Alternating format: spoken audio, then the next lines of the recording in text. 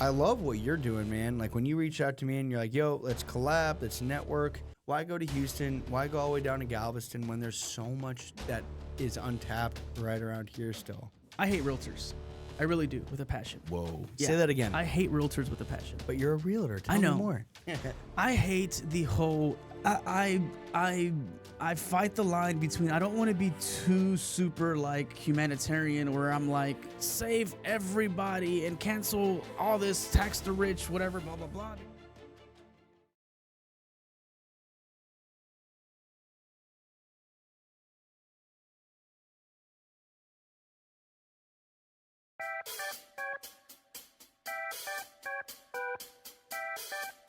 Boys and girls. What up, ladies? What's up, dog? What's up, ladies? You know, ladies gonna be like, what are y'all doing? Oh, man. Turn that off abruptly. But what's up, dog? Chilling, man. Just keeping it real pimping, keeping it real light. You know, Real pimping, real tight, baby. This Thursday morning. Thursday morning. Oh, Yeah. my goodness. Yeah, it's 20 in the morning. Yes, sir. Well, I finally learned from the guy who has no media experience how to rig a camera to the wall and then HDMI capture card it to a laptop, which keeps the stress off your camera. Yeah, Dude, yeah. I'm loving this. YouTube University, baby. You know, it's just one of those things that I just trial and error. And to me, this is a lot more convenient, especially since sometimes I take mine mobile. I look ridiculous. Nah, you're good. No, you're right though, man. It is. It's.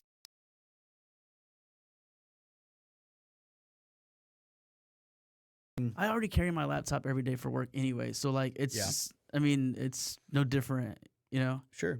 Plus, you know, I like the convenience of like if I need to answer an email or do something work related, I already have the laptop with me. Yeah. No, it is. You need to get a Mac though. You got to get them. Dude, you're already part of the ecosystem with the iPhone. I just hate how like proprietary they are. Where like everything's got to be this, and that, you know. And I'm so like committed. What's wrong with that? I don't like the monopoly of it all. Like I think we should be okay to like kind of why do I have to buy a new charging cable every time I get a phone? Oh, bro, I'm with you on that. It's it's just like that, you know. But it's so like they make it to where it's like so hard not to want to get everything of theirs because it's like AirDrop. Oh, convenience, super convenience. Look. I'm not saying it's super. I'm with you, 110%. Like it is beautiful. But at the end of the day, like I don't know, man. Like I don't. You don't jive with it. I grew up on Windows, so like yeah. it's just what's familiar to me, and I've gotten so efficient with this that I don't want to go learn something new. Again, back to what we were talking about, like, where's my time more efficient? My time is more efficient on learning other things or doing other things and just sticking to what I already know. Yeah, no, I get it. So talking about things you already know, dude, let's talk about some marketing in this area. So for everyone watching, we live in the League City, South Houston, Galveston County area. You know, we like to switch it up. Southside. Gang. But yeah, we like to. I kind of just want to talk about some of your thoughts on. First off, the area. Are you from like this area of Houston, or where are you originally from? I was born and raised in Houston, like I want to say like the Pasadena area, if I remember correctly. And what brought you to League City? Oh man, I don't know, honestly. So my parents split up, and so I was kind of all over the place. So I was like kind of about Bel Air, West Side, you know, area, and then I was also around like the Deer Park, LaPorte, Pearland, Westheimer, over like Highway 6, like north, like past the Galleria and all that other stuff. We kind of just all over the place because my parents split, so I would kind of jump around. But my dad ended up moving back down here, and I just started to kind of just venture out to this way. And growing up in like Pasadena, South Houston area, what I ended up, it's not my style, bro. It's so lame. You good? Growing up in like the South Houston, Pasadena area and going Adobe, the demographics at Adobe were a little bit different. We kind of butted up with like Clearbrook, which that kind of exposed me to like the Friendswood, Pearland area. Sure. And then I kind of hit it off with the demographics of individuals that are in that area. And then I just always had like this interest in other things that weren't like mine, weren't like my neighborhood, didn't grow up like me, wasn't the same things. And I slowly started kind of to move out this way by the water. Yeah. And I used to live off Lawrence Road, Summerbrook, Yeah. a couple years back. And then I moved to Alvin, did the school thing, got into the plants, had a career. And then I wanted to buy my own house. And I was like, man, the girl I was dating at the time, because I was like really trying to see and work things out with her, I definitely let her have some input in where we were going to buy, where I was going to buy, and she was going to come live with me or whatever. And kind of wanted some land in Alvin. Kind of wish I did buy over there, but kind of also not mad that I didn't. Yeah. I ended up in League City down the road from here. So I am in League City right before it turns into Clear Lake Shores, which then turns into Kemah and all this other stuff. Yeah. So I just like the area, man. No, it is sick. I've got bro. the nightlife right here if I want to go play around and go do that. There's plenty of food to go eat and do all that stuff. I mean, there's the live music that's in this area. I love all that. I'm close to Galveston. Jump on 146, head down that way. I'm on 146 going to LaPorte, Deer Park, all those places. Especially with that new expressway. Oh, I mean, it's just so much easier. So crazy. I love this area a lot. I really do. No, it really is like a hidden gem. And, when I spent 10 years away from Texas while I was on the Coast Guard. And Sorry to hear that. Yeah. Well, dude, you know what? I was like, I wanted to stay in Miami. I applied for the fire department over there. I applied for Austin Fire. I wanted to go down that rabbit hole. And it just didn't work out. Those doors kept closing. And I was not really looking forward to moving back here. In all honesty, I was like, man, I went to high school here. I don't want to be associated with a lot of the people that are stuck here. I kind of just want to do my own thing and create my own path. But it's funny to where the League City I came back to was not the League City I left. And there's so many new faces, so many new people. And I tried telling that to everyone who's considering moving or wants to move to this area. I'm like, man, this, like, from an outsider perspective looking in on this, because, when you get stuck in an area for so long, you take for granted everything that's around, right? And so that's kind of what happened to me. I was like, dude, I've been to NASA Space Center and Kemah Boardwalk 100 times. I'm not trying to go back. Like, it's whack. But moving out and then coming back, I had this whole different perspective to where I was like, dude, this is actually like a super sweet area. I mean, they got the Great Wolf Lodge coming in. We just got the Chicken and Pickle. Yeah. We have the Big League Dreams, which is I legit thought that was sick. like a chicken place or something. I didn't realize, I didn't know what it was going to be. Well, I mean, they serve chicken sandwiches. Yeah, I didn't know. Have you been? No. Oh, dude, it's cool. A little pricey, but it's cool. Yeah. But I mean, dude, they got so much, and there's so much coming, too. And that's kind of like why I made this creative studio, because when I lived in California and when I lived in Florida, I loved that culture of creativity that they had. And there was nothing in this area. Like, me moving back here, having the media business, I'm like, dude, I want to have more creative friends. I have a lot of questions with this new gimbal I got, with how to work this, and I had no one to reach out to unless I went to Houston and did that. The light. I can turn that light down. No, it's cool. It's better like this, though. But that's why I kind of created this venture, and I love what you're doing, man. Like, when you reach out to me and you're like, yo, let's collab, let's network, and get something popping, in this little community of people we got. And it's all about growing what's around us. Why go to Houston? Why go all the way down to Galveston when there's so much that is untapped right around here still? I'm with you on that, man. Yeah. I'm with you on that. When I look at it, obviously real estate's my game, right? Yeah. When I look at it from how much this is growing and how big and quick it's expanding. So the way I like to tell people is Little Woodrow's that opened up right here off of 145. And McIntyre's. McIntyre's, right? The Chicken and Pickle, the Great Wolf Lodge. These people alone, they do extensive amounts of research into where to put their business, their investments. They're not going to go put it somewhere that it's not going to grow. They're not going to put it somewhere where they're not seeing the traffic and everything like that. So what I tell people is, if you are looking as to where to put your money, go find where they built the newest Chick-fil-A.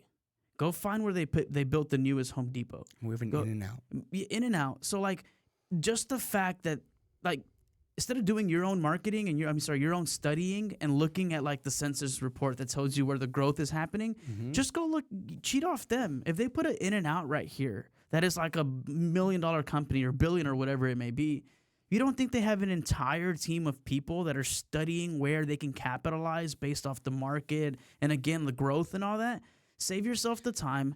Go look at those places and see what's going on. And then just either if you want to like invest there or you want to start a business there, or whatever the case may be, find those places. And if you can get in there soon enough, like Alvin and like 288, Manville, all those areas, now they got a Chick-fil-A.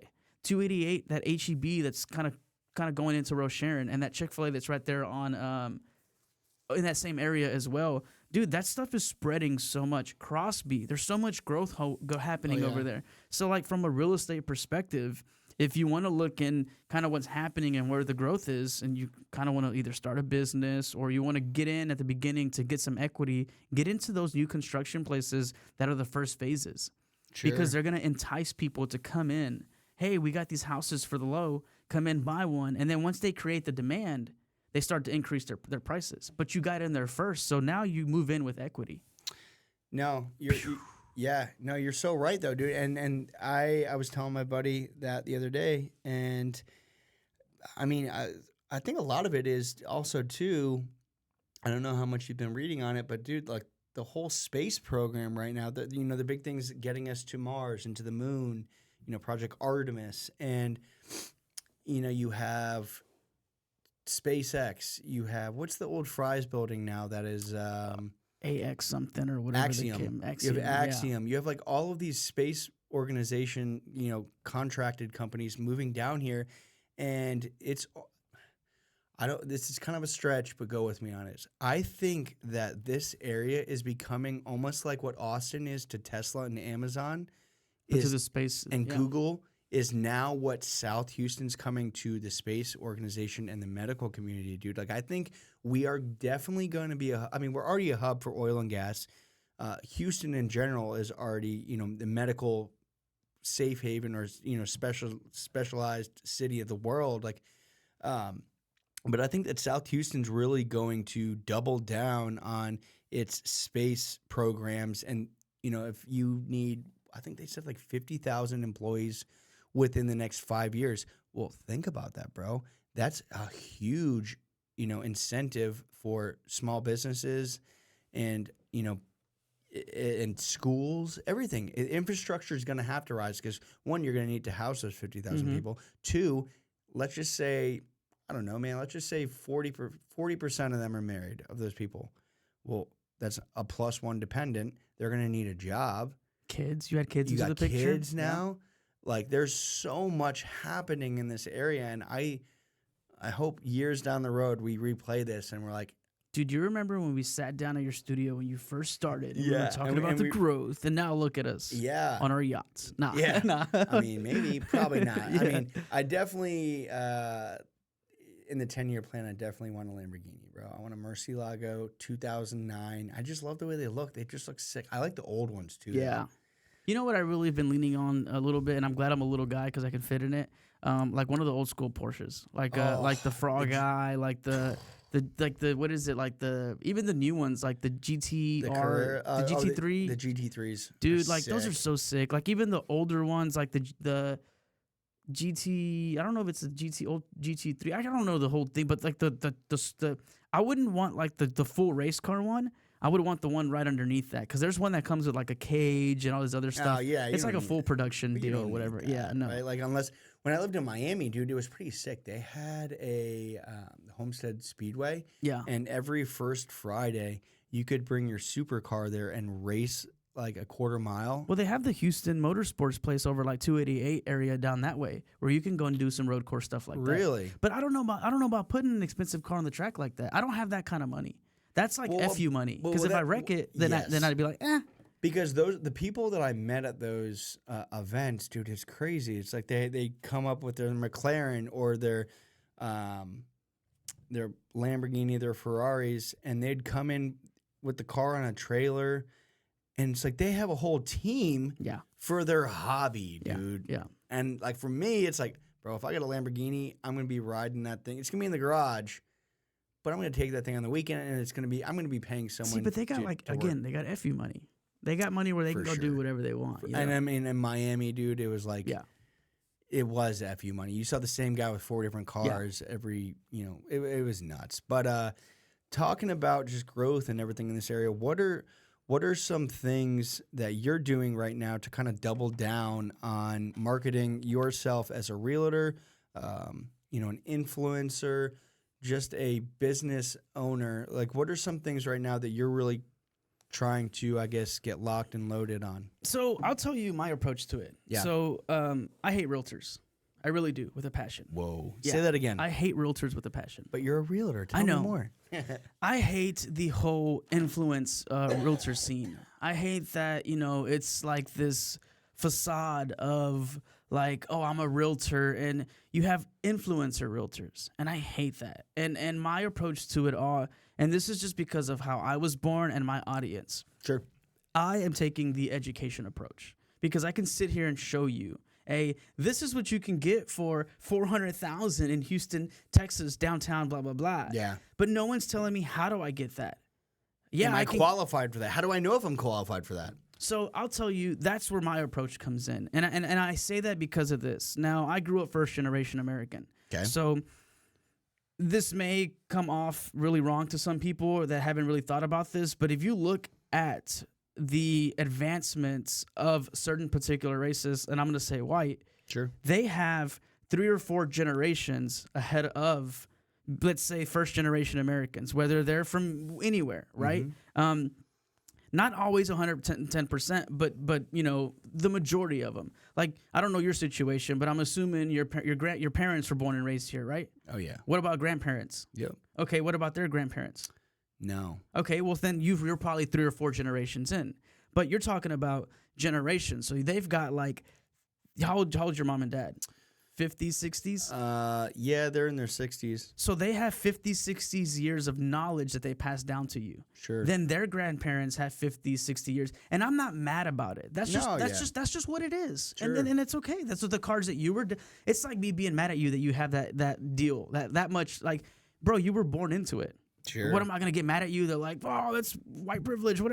Dude, Sure. I don't even think of it like that. Well, it's so ignorant to think that way too, right? It's like you're better than me, and it's like you automatically put yourself on a pedestal against other people. It's like you can't control when you were born into what No. family, and it's stupid to think you can. So right? so here's my approach to it. My approach is like, there's this guy that grew up different like me, that doesn't look like me, that came from a different demographics, that has a different understanding of life here.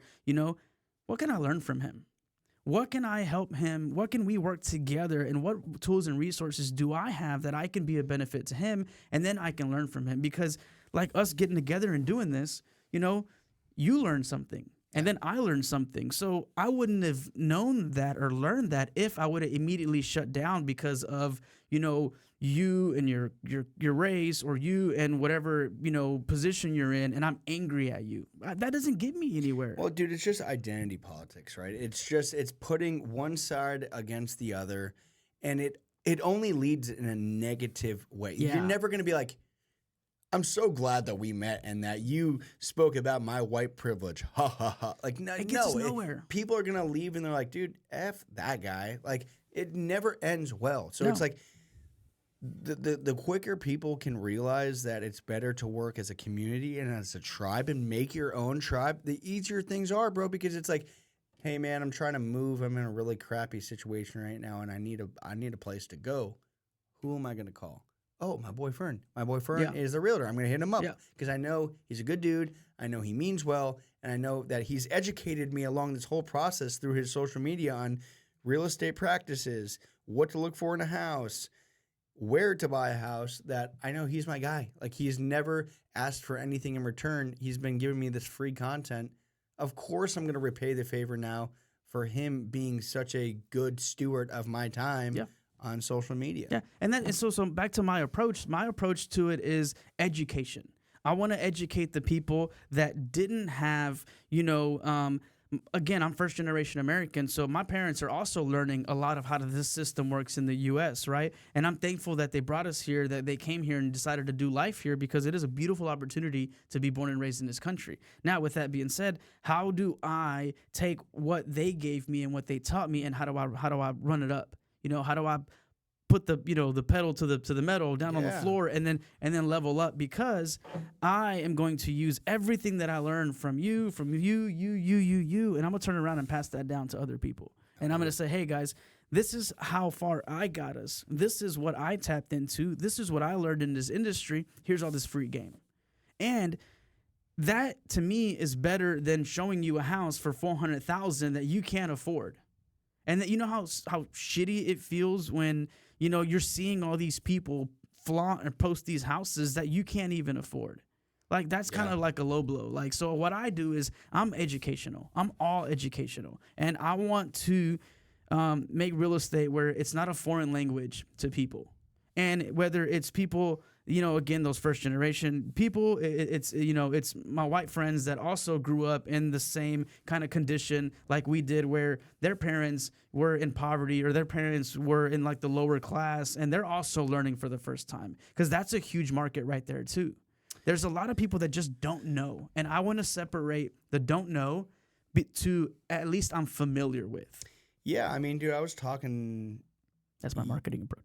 I love that. I mean, I was talking to my buddy Travis yesterday, and we were talking about, he's a real estate investor, and he was saying, like, dude, I can't. Travis, hit me up, bro. We work together. But, dude, he was talking about how there's people approaching him at his children's school to where they were, bidding on some, raffles, and, people are like, what do you do for a living? Like, you're able to buy that? And he's like, no, like, our business is buying it. And they're like, well, what do you do? And he's like, I'm a real estate investor. And they're like, we've always wanted to do that. And these people, I guess, were doctors of some sort.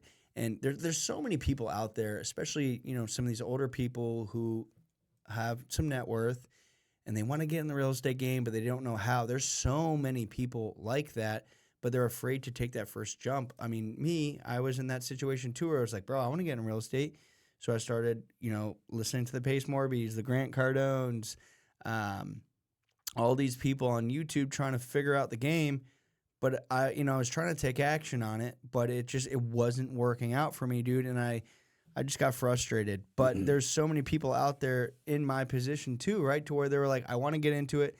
I've been saving up money a lot of people are just trying to buy their first house right now. But yeah, and see, and I feel for them, because that's hard, dude. That's really, really hard. And it's sad that it's only gonna get harder. So like, I fight the line between, I don't want to be too super like humanitarian where I'm like, save everybody and cancel all this, tax the rich, whatever, blah, blah, blah, because I think there's got to be a balance of it. I really genuinely do that there has to be a balance of it. So, but the fact that the game is what it is, how do I play the game, and how do I help educate people as to how you can get into a house? How do you set yourself up for those things? Because I think there's a huge separation in that.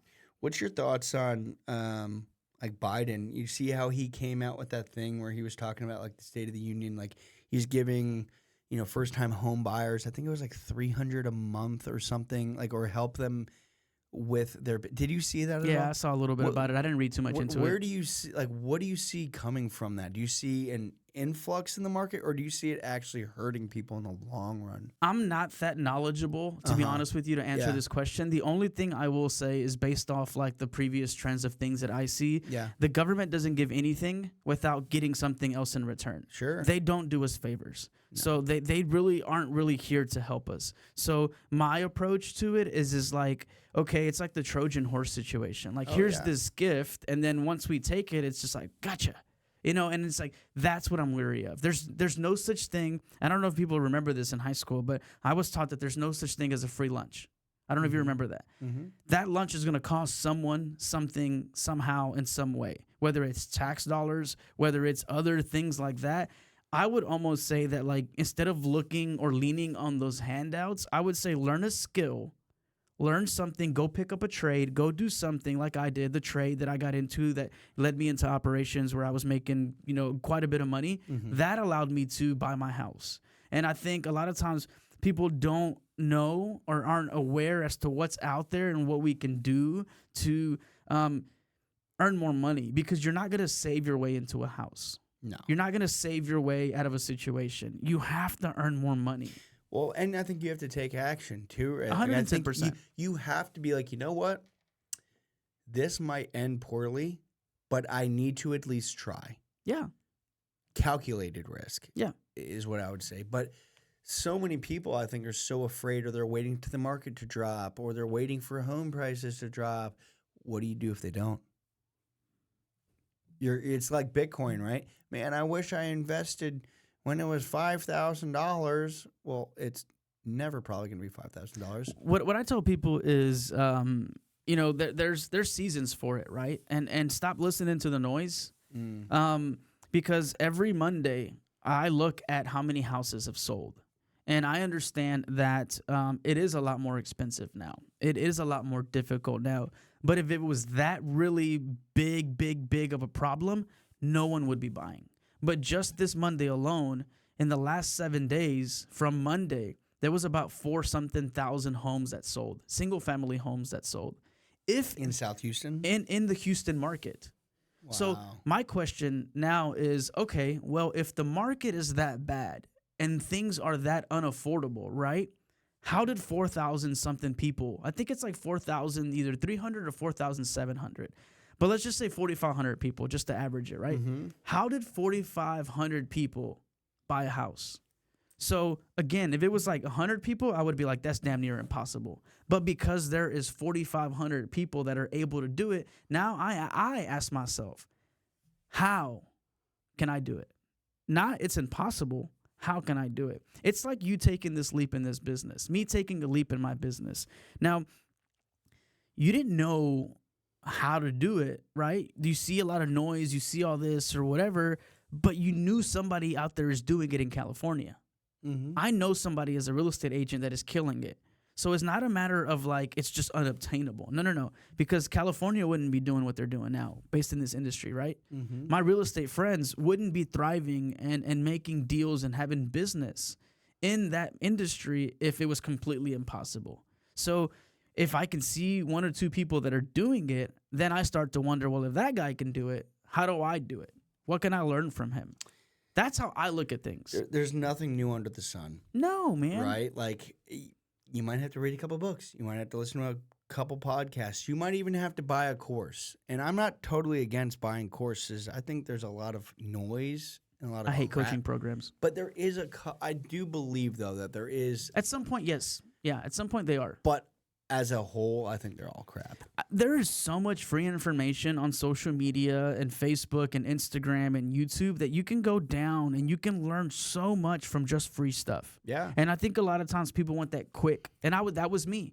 I fell into it. I wanted the quick stuff. Oh, I'll pay right now. And then I'll just get the answer. No, dude. You got the answer. No, and like again, in a world where we have so much access to everything right here, people choose not to do anything with it.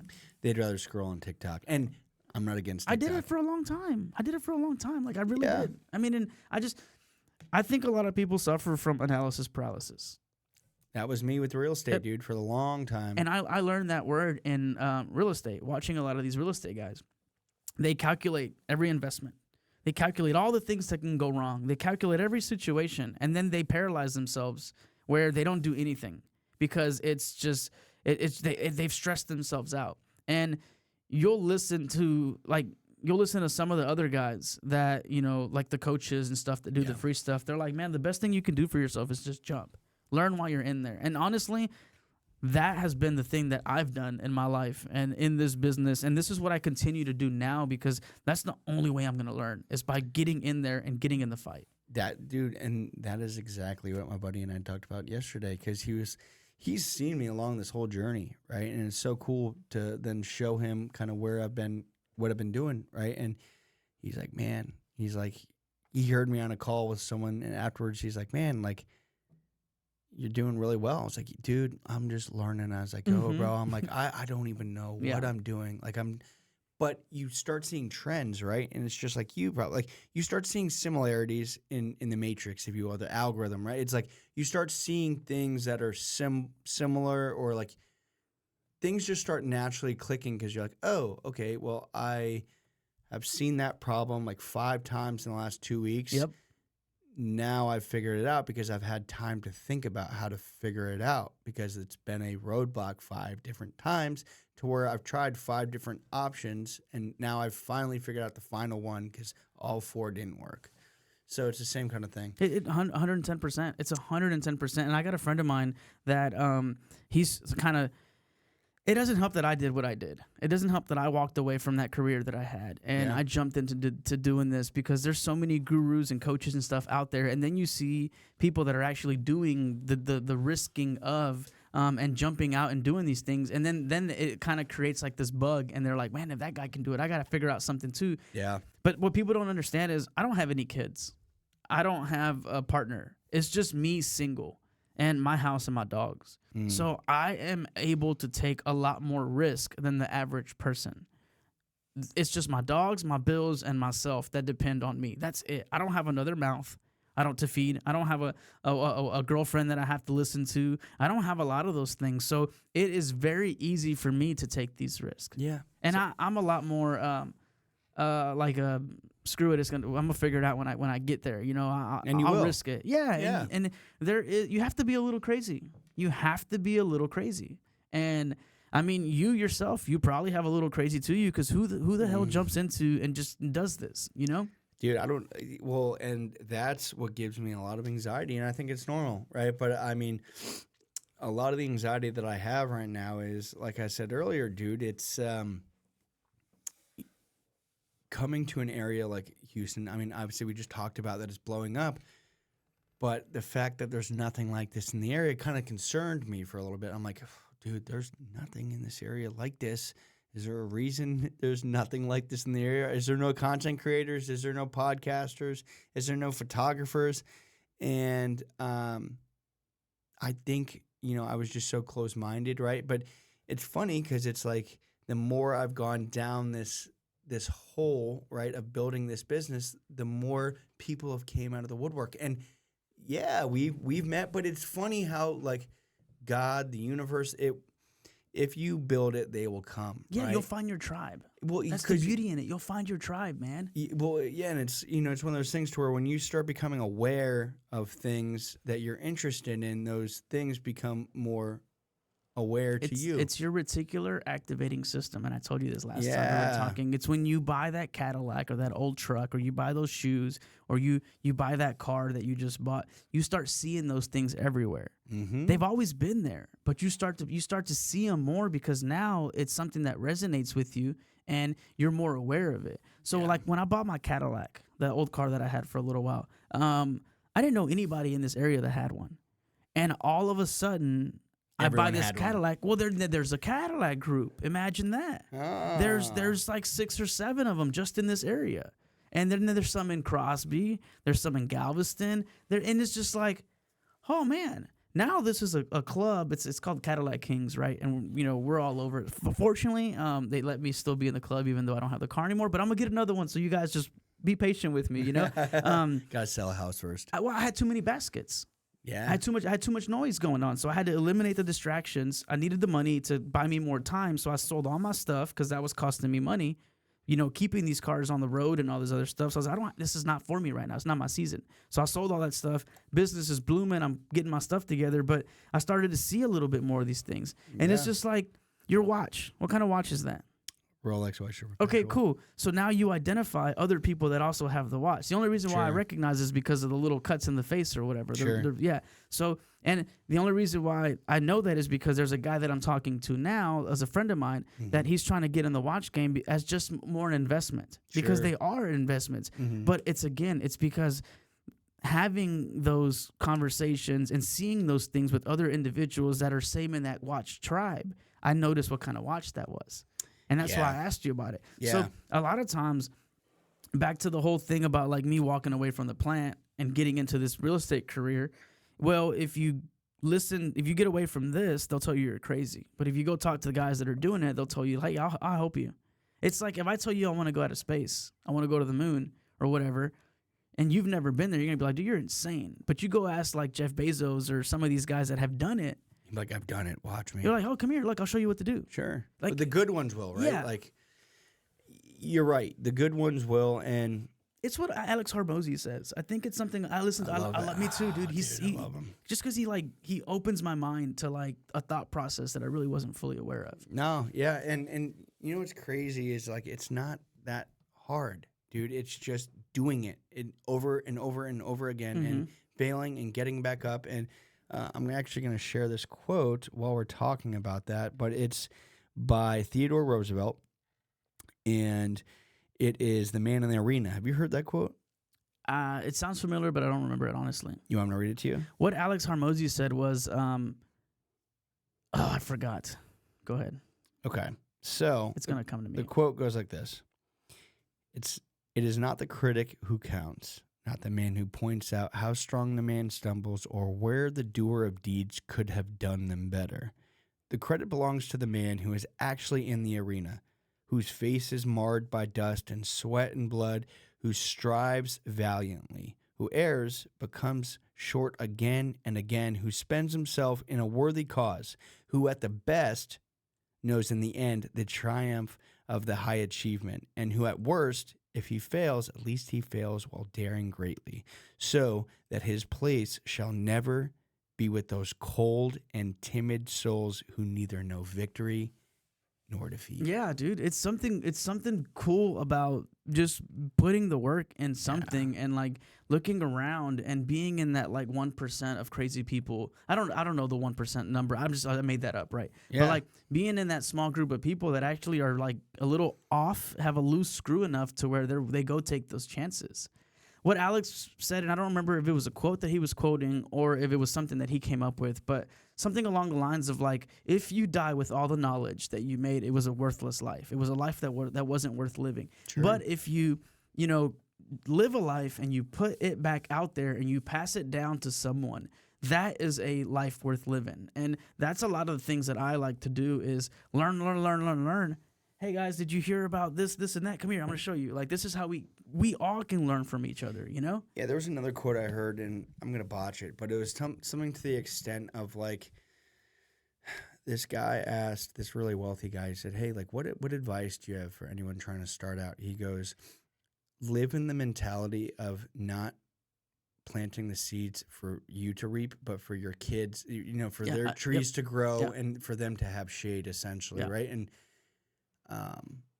after hearing that, I'm like, dude, that's so true. Like, I'm not doing this for me. I'm doing this for the future generations, for the future content creators in Seabrook. Like, dude, in Clear Lake, I think this area is going to blow up, and I want to be one of the guys. It already is.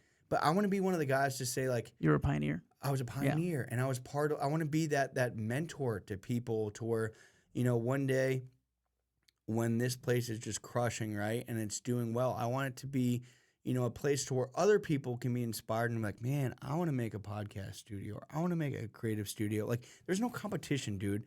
And if I can be that guy to help you, like I was not helped, in this process, I want to be that dude, because to me that is so fulfilling, bro. If I can pass the torch and show people, hey, these lights cost $70. I'll send you the link. Hey, this is $1,600. These are the settings I use. This is why I think it's good. Hey, this is why you should use 3 different lighting situations and have a camera going to a video capture card. Ideas that we just kick back to each other. Yeah, it's the beauty I'm in it, saving man. people time and time, dude. And whoever wants to listen to it can take something from it. And if they don't, then that's cool. But if it can just, at the end of the day, honestly, as long as I'm happy doing this stuff and I can say that I gave it my all, man, I'm good. And if somebody feeds off of it and somebody gets something out of it, then man, that's just the cherry on top of it. That's it. Yeah, that's it.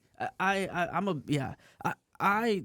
have no doubt that what you're doing right now is going to be something that picks up. And selfishly, I wanted to be a part of it. So you are now, man. Yeah, dude. And like, I'm glad because it's like, oh man, this is super cool. And like, you have a unique set of skills. Thanks. That I know could be beneficial to my business. And I have a unique set of skills and like a little network and a little group of friends and stuff that I have that I know that from, like I told you earlier, the thing that I wanted to do, I was like, hey, this is why I shot it. I came at you directly from the beginning. I was Yeah. like, this is what I want to do. And instead of trying to like make it BS you and say, oh, this is how you're going to benefit from it and this and that. You're going to get exposure, bro. Exposure is as good as money. What did I tell you from the Yeah. very beginning? This is what I get out of it.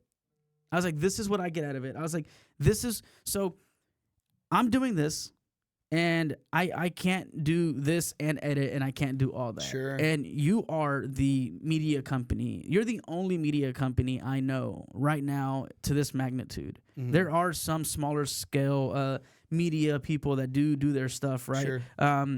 But to this scale, you're the only one I know doing it to this. And so what I thought was, hey, I reached out to some individuals. From a business perspective, I want to sell a lifestyle. Yeah. I can.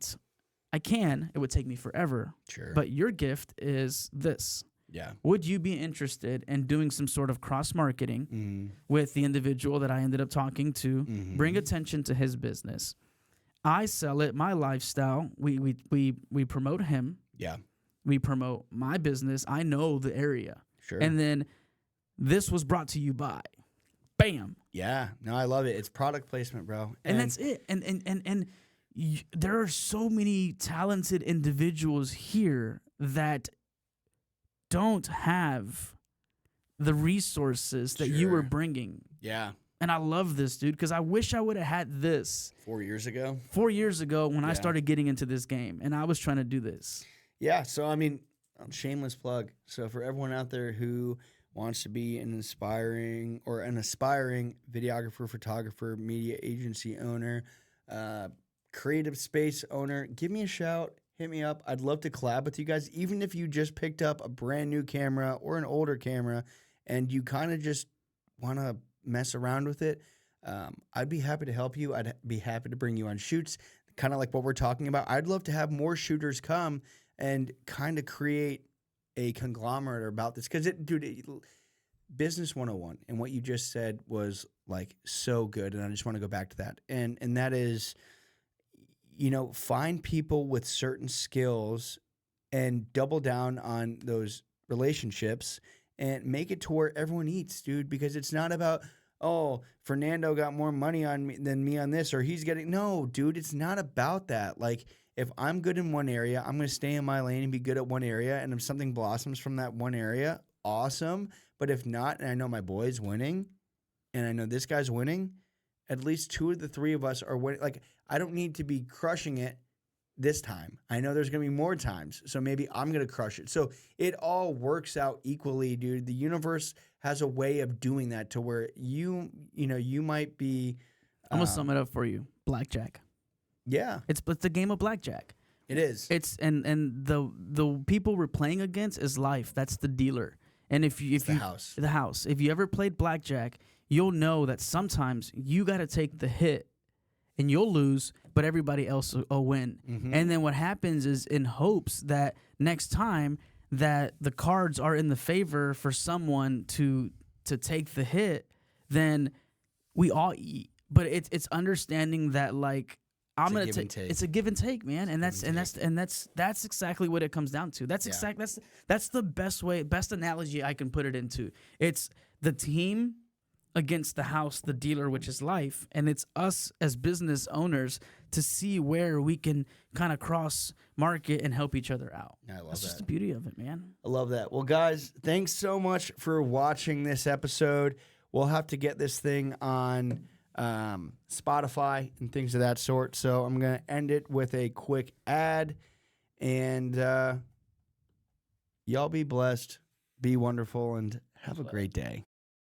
What's going on, guys? Thank you for watching or listening to today's episode of Dude, I Want That Job.